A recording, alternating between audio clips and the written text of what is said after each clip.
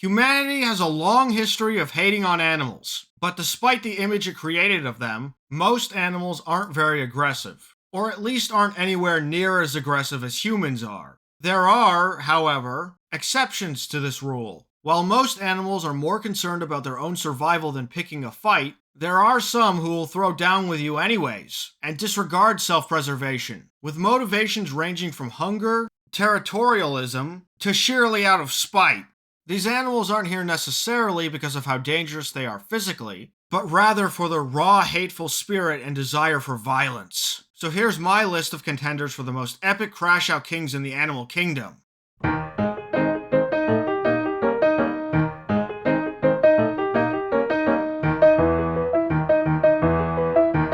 Tasmanian Devils. To set a frame of reference, I'll start off with the Tasmanian Devil. These little monsters are infamous for being extremely aggressive in pop culture, mostly because of this guy. With this thing's reputation, you would expect it to be at or near the top of the list, but I put it at the bottom because its aggression is a bit overhyped. While they are extremely aggressive in many situations, like when fighting for food or competing for mates, they are often timid creatures that like to avoid conflict. Albeit when they do get confrontational, they are amongst the most aggressive and destructive of fighters. Even when fighting against their own kind, they are often very aggressive and will commonly inflict many wounds and scars. But the thing is, most of their aggression is just for show. They often act aggressive to intimidate enemies, but are usually looking to avoid actual fights when possible. A feature that brings them down a bit in the rankings, and one that isn't so common amongst the rest of this list.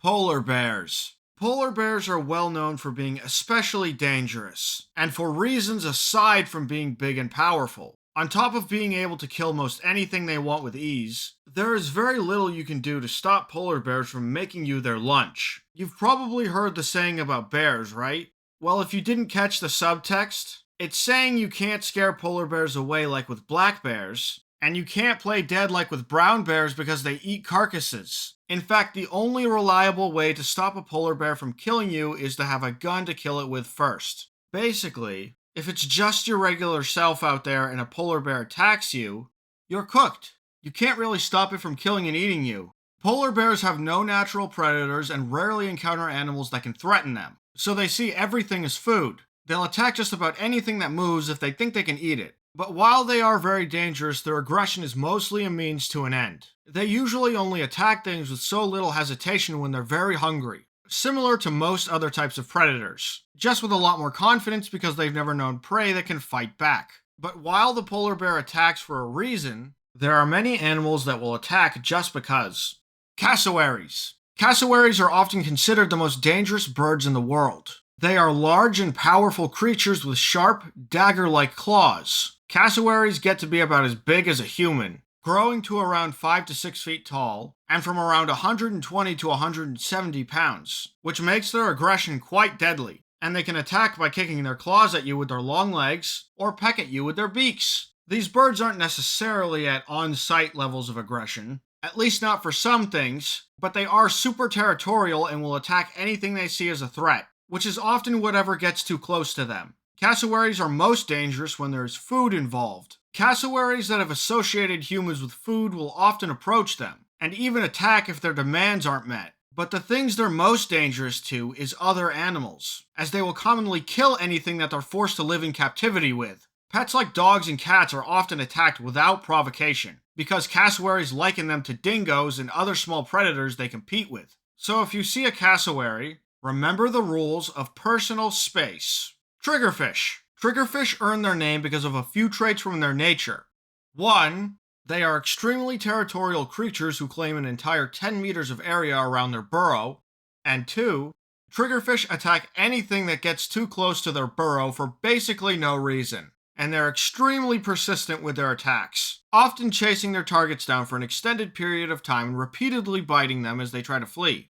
These little dickheads will often forego the warning phase and instead opt for a surprise attack. You'll likely not even know that it's there before the sucker is bolting straight at you to bite a chunk out of you. And while their mouths aren't that big, they're designed to crack open hardened shells and exoskeletons of various crustaceans, so they're more than capable of puncturing through a dive suit and taking a chunk of you with them. This isn't usually enough to kill you, nor is it designed to. but it will certainly hurt like hell and leave some scars behind. The thing that really sets triggerfish apart from other creatures is the fact that they don't need to be this aggressive. They could probably prevent a lot more confrontations if they gave a clear warning before attacking, but instead they go right in for a bite, and even continue biting you as you run away. They're not trying to kill you, they're just hurting you for the sake of it, which definitely puts them up there in terms of raw hatred and aggression, even if they aren't the most lethal of creatures. Hippos. Here's one that might be surprising. You probably wouldn't think of hippos as an aggressive creature from the way they're presented, especially with all the PR work Mudang has been doing for them. The truth is that hippos have some of the most ready to start a fade energy of any animal on the planet. They will charge at just about anything that trudges upon their territory. Their default response to any potential threat is to attack it. The reason hippos act so aggressive is because they have very few options to stop a fight before it happens. Because of how big and bulky the hippopotamus is, they can't hide, they can't run away, and they're not good at intimidation, because they look and sound really silly. I mean, did you think this thing was super dangerous when you first saw it? Probably not. So the only survival option they have is to fight. In addition to these problems, they also have bad eyesight, so they can't properly identify what is and isn't a threat. They can't tell if that blurry shape is a lion or somebody's car. Instead, they bypass the need to identify threats by attacking anything that could be a threat. And what makes them really dangerous is that hippos are basically walking bulldozers. They can reach weights upwards of 10,000 pounds. Seriously, I'm not exaggerating. You may look at a hippo and think it's too fat to be a threat. The truth is, those round bodies they have aren't because of fat. It's pretty much all muscle. And the mass behind their charges is more than enough to total a car, let alone any living thing smaller than an elephant. Because they can't avoid conflict through conventional means, they instead have to rely on their attack first, ask questions never behavior to establish a reputation for themselves, one that deters any potential threats before they occur. And the animals only get crazier from here. Chimpanzees. This is where things start to get downright cruel. Chimpanzees are infamous for being capable of some pretty heinous actions. Chimps are the closest living relatives to humans, sharing 98.8% of our DNA, and they share some of our most aggressive tendencies too. While not all chimps are violent, the ones who are capable of some very extreme acts of destruction. Most chimp attacks involve a high amount of mutilation and disfigurement, as chimps like to use their immense strength to rip, tear, and bite parts of their victims' bodies off. They'll often tear off stuff like fingers, skin, genitals, faces, and whatever else the chimp feels like. And they're known to act sadistically on occasion and drag out the suffering against their enemies. Worse yet, chimpanzees again demonstrate how closely related they are to people, as they have shown the capacity to wage war against one another. In fact, there are documented instances of different groups of chimps fighting each other over things like territory and food. They even commit war crimes, like assassinating infants from enemy groups when their parents are away. My theory is that when something has high enough intelligence, it gains the capacity for evil. I would put humans on this list, but since humans make up most of my viewers, I'll just say that humans are great and should continue watching my stuff. Honey badgers. If you know anything about honey badgers, you probably saw this coming.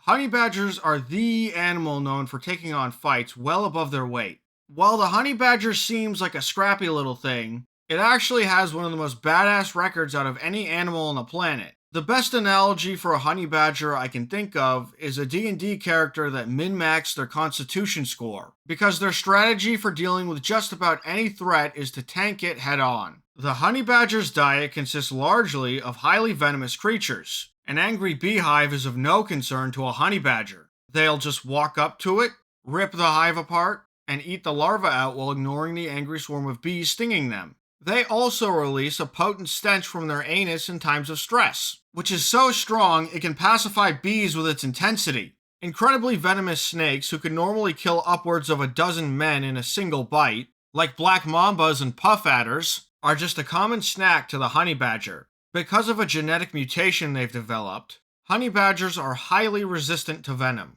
The most that a snake's deadly neurotoxins can do to a honey badger is cause them to be drowsy for a couple hours. Then they'll just get right back up, shake it off, and continue their daily rampage like they didn't just survive enough venom to kill an elephant. They even fight things like leopards and lions for food. If a honey badger is confronted by something like a lion that wants to take a carcass from it, the honey badger will, for lack of a better term, crash the fuck out and start screeching at them as they rear up while clawing and biting, backing away just out of their reach. They also release the stink from their anus to help deter the attacker. But what if a lion manages to bite them from behind? Not a problem, because honey badgers also have incredibly loose skin, which allows them to turn around completely from inside themselves and bite back. It's highly durable and can resist heavy slashing and puncture attacks with little to no damage. But the thing that really makes honey badgers so successful in standoffs is their hyper-aggressive, no fucks given attitude. There are many situations where a honey badger will confront multiple lions for food, and win.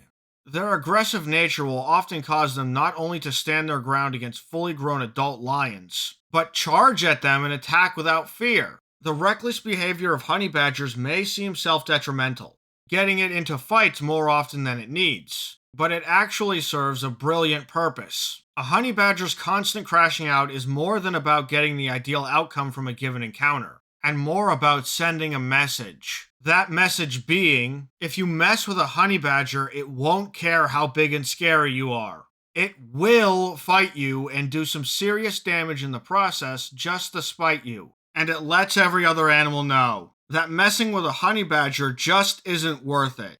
And yet, there's still more surprises behind this OP animal. Did you know honey badgers are also extremely intelligent?